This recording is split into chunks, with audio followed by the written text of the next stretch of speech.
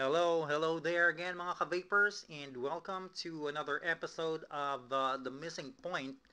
And hope you guys, for those who love vaping, you have your vape in your hand, and me here, I have mine, and I have a cup of coffee as well.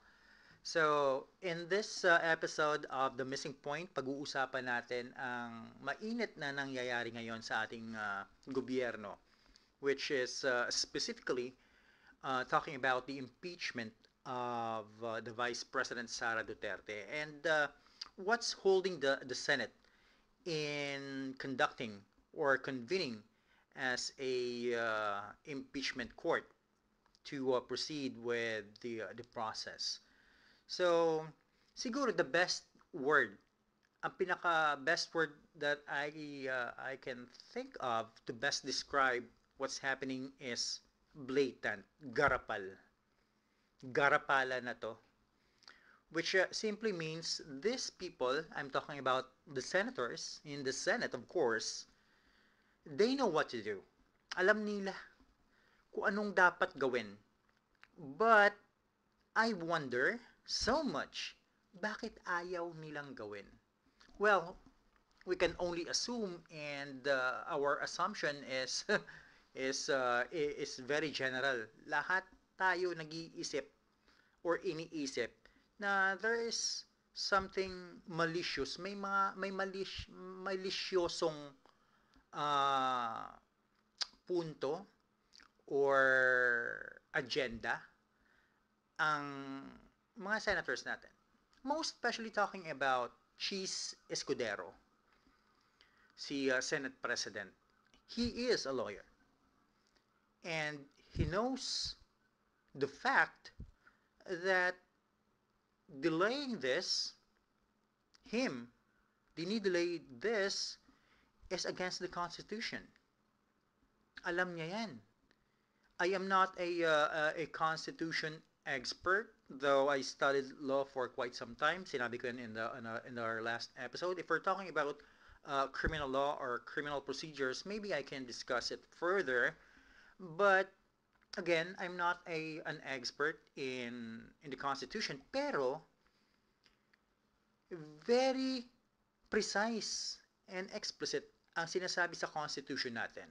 Wherein, pag naihain na sa kanila or naibigay na sa kanila ang impeachment case ni Sara Duterte, they must proceed forthwith, agad. But then again, sa lumalabas ng balita, dinelay na nga to ni Senate President Cheese Escudero for 4 months.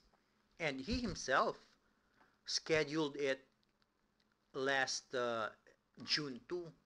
But he himself again, siya din ang bumali or sumira sa usapan na yan na dapat umpisahan na sa June 2. And he moved it to June 11 na of course, sayang yung mga araw, mga oras na dapat pinag-uusapan na to sa Senate or nag-umpisa na ang trial or the process of impeachment. Nakakadismaya. Nakakadismaya tong si not only Cheese Escudero but most of the senators na this is mandated by the Constitution. And the Senate is formed or was given power by the Constitution. So all of their actions and decisions supposedly are in line and in accordance with the Constitution. Pero ngayon ang nangyayari hindi eh. They uh, they they think parang mas mataas sila sa Constitution and they can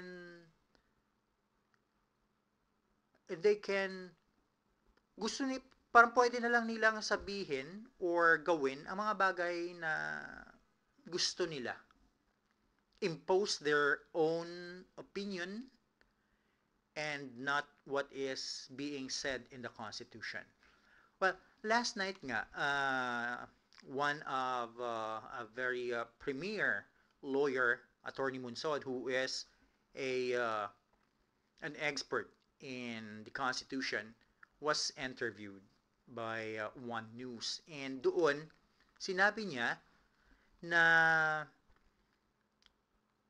it is the Constitution that mandates the Senate to proceed forthwith ng impeachment of Sara Duterte. And he mentioned that precisely and very importantly, and ang ganda ng interview because he emphasized na tayo ang boss ng ng mga politikong to and not the other way around. And the Constitution is there to protect the people, which is tayo, against sa mga magnanakaw sa gobyerno. So it's our protection, the Constitution. So yung Constitution na naging na sana protection natin is being abused and misinterpreted intentionally by the Senate. Most specifically, si Senate President Chis Escudero. So now, pakinggan natin yung a short portion of the interview of Attorney Munsod. For us to be enlightened kung ano ba ang kahalagahan ng Constitution sa ating mga mamamayan and bakit nandiyan yung Constitution. Are protections for the people. Now, the sovereignty resides in the people, in our Constitution, resides in the people, and our government authority emanates from them. So all government officials appointed or elected are servants of the people or they're agents of the people who have the sovereignty. Now, we needed this Article 11 on impeachment in order to remove from government and disqualify them from public office people who have betrayed the public trust, because public office is a public trust, and for crimes of treason, violation of the Constitution, graft and corruption, other high crimes, but betrayal of public trust. Now, so what I'm saying is that they look at it from a different angle. Those, Article 11 and impeachment is there to protect the people from government officials who are not exercising their powers correctly. And they're named in Article 11, as you know, and therefore that they cannot stop the process where it is the people, the principals.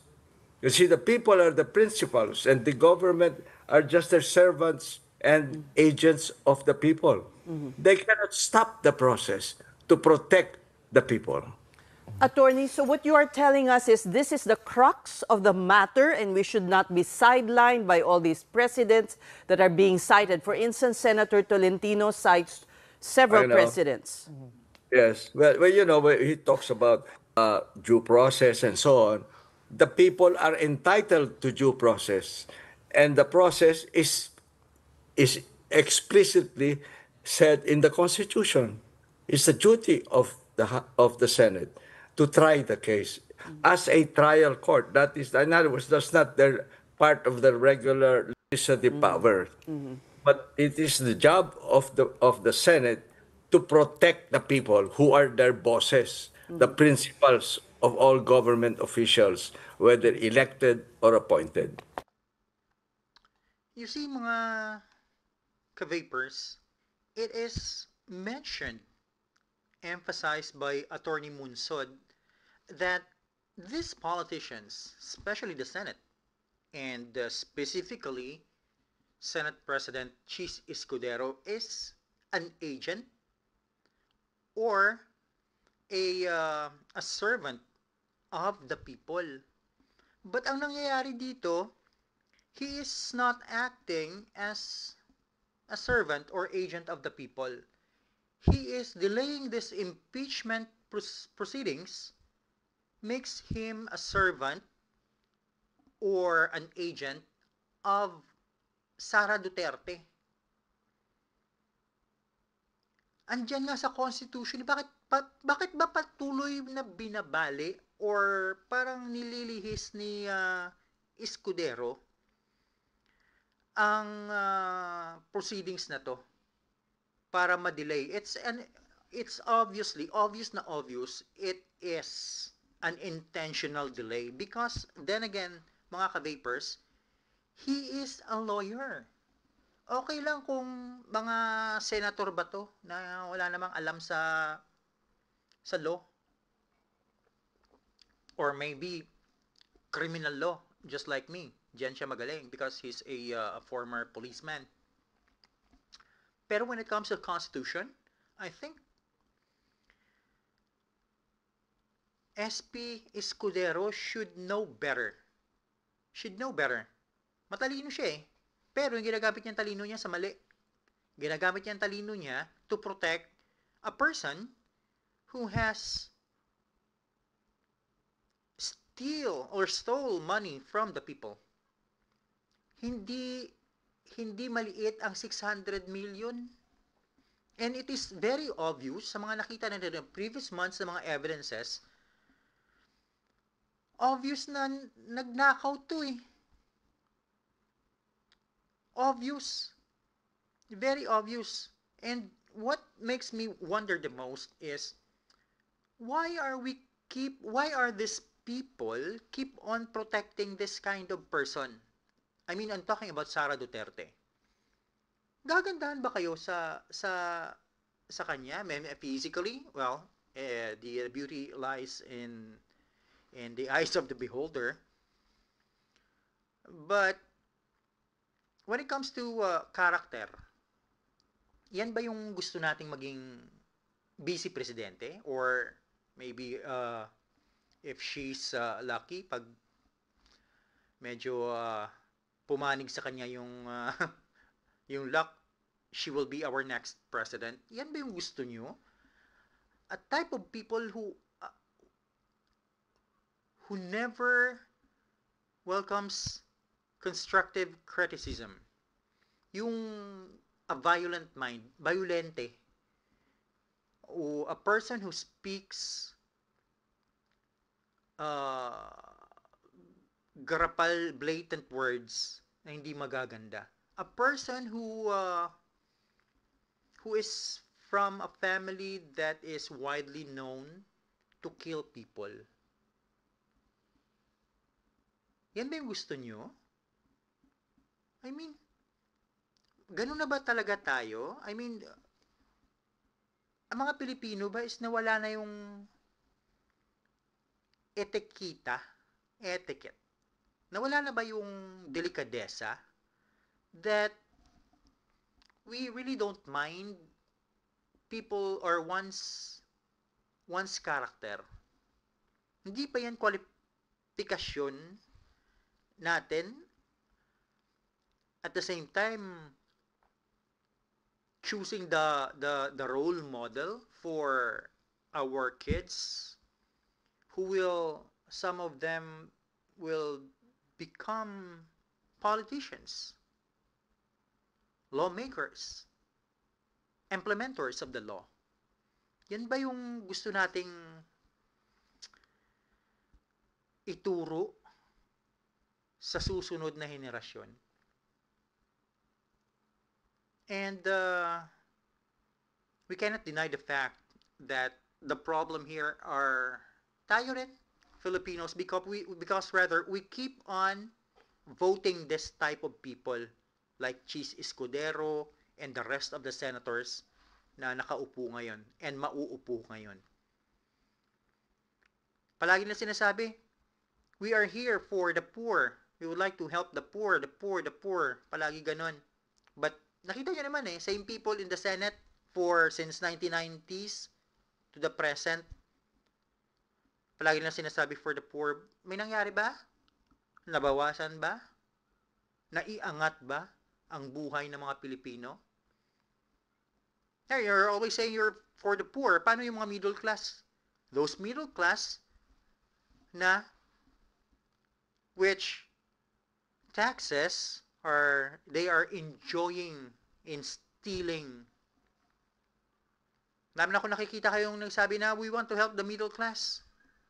But the middle class is the source of your salary, the source of funding of your projects. Apply sa mahihirap, and mahihirap, we cannot deny the fact. Again, I'm sorry, we're just talking about the truth here. Mahihirap kasi ang madaling ma-impluwensya. Ang mga mahihirap, ang kadalasang nai-impluwensyahan through ayuda. Yung mga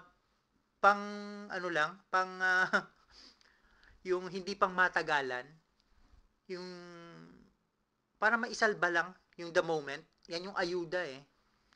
But most Filipinos, especially those in the poor, really don't care about long-term projects and everything. Bigyan mo lang sila ng 1,000, they will bow down to these politicians. And tayo, itong sektor na to ang nagluluklok sa mga walang kwentang politiko.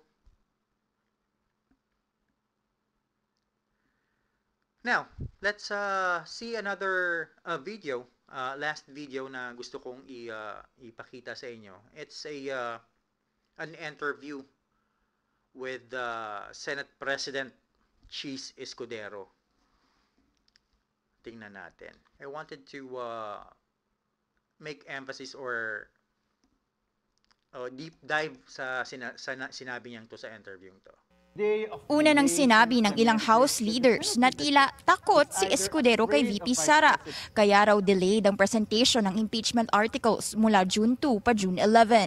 Buwelta ni Escudero, anuman daw ang aksyon o sabihin nila, hindi papayag ang Senado na diktahan sila nito. Ang Senado ay hindi sunod-sunuran sa Kamara kaugnay sa anumang bagay, kabilang na ang impeachment, anuman ang ingaw-ngaw o sabihin nila. Muli ring inungkat ng You see how rude this person is? Kaya nyo kung ano ka bastos and kung ano ka insensitive. Insensitive yan eh. Yes. And no, rather, I'm sorry. Mali siya nung sinabi niyang hindi pwede diktahan ang Senado ng lower house, the Congress. No. Dapat kayong diktahan if the Congress sees or nakikita ng Congress that you are intentionally, maliciously not performing or denying the people of their right to know about the impeachment. Pag intentionally yung dinidelay ang impeachment, the Kamara or the Congress has the all the right to dictate or tell you that kailangan yung gawin to. Kailangan yung gawin ang impeachment. Bakit? The Congress kasi are the representative of the people. And the people is your master, Cheese Escudero. Andyan ka dahil sa amin. And you are enjoying the privileges of being a senator because of us. And you need to abide with the Constitution because the Constitution is designed to protect the people. Itong si Cheese Escudero, ano bang nagawa nito? Diba? We are entitled to be protected. It is our right to be protected and the Constitution is there to protect us. Mr. Cheese Escudero, lawyer ka pa naman. But you are using your being a lawyer, actually I'm not denying it, you're a good lawyer, but you're just a good lawyer for those people na makakabenepisyo ka. And you protect someone like Sara Duterte who has a very bad character. Obviously, maraming makakapanood neto and fan ni Sara Duterte. I say to you guys, You need to think of it. If you really want to support this Sara Duterte, if not, and you still keep on supporting this person, maybe you pareho kayo. You like violence, gusto nyo pumatay ng tao, gusto nyo magmura, gusto nyong pare-pareho kayo, gusto nyong masira ang gobyerno, gusto nyong masira ang kinabukasan ng susunod na henerasyon. So pare-pareho kayo. But for us, na we care about our government, we care about our nation. Nadidismaya. And again, this is the reason why I created the channel The Missing Point, because I wanted to share my voice kahit sa ganitong paraan, makakatulong to those people nga who has concern with our nation. So baka sa collective voices namin, magkaroon ng malakas na impact positively to change our nation for the better. And before I end this episode, I ask you guys to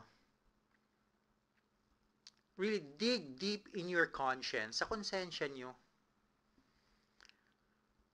Ano ba talaga ang gusto nating mangyari sa Pilipinas? Would we want it to be governed by people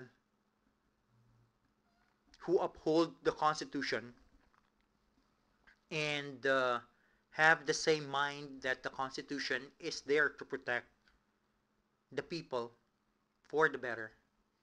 Or gusto ba natin ng the same Sara Duterte, like his father, like his brother, na low, very low ang karakter, very low ang pag-care and the sense of nationalism. Wala. It's more on personal interests. So then again guys, it's your life, your choice, but make a good choice, please. So again, this is another episode of The Missing Point, and the next time we'll talk about things that is yung mga worth na pag-usapan natin. And hopefully, everything will turn out better and good. Again, thank you very much mga ka-vapers, and one vape for the road. Wishing you a very wonderful day. Bye-bye. I was yours for the taking. Guess I needed a home.